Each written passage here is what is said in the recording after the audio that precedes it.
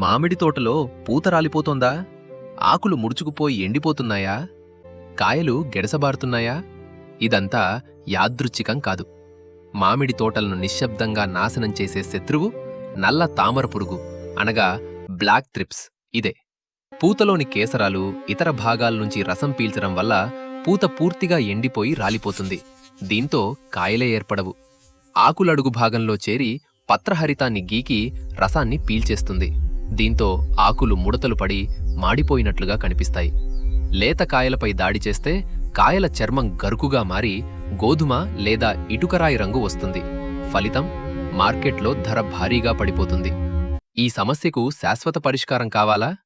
Kisan Agricare వారి కేమైట్ నల్ల తామర పురుగులను పూర్తిగా నియంత్రించి దీర్ఘకాల రక్షణ ఇస్తుంది.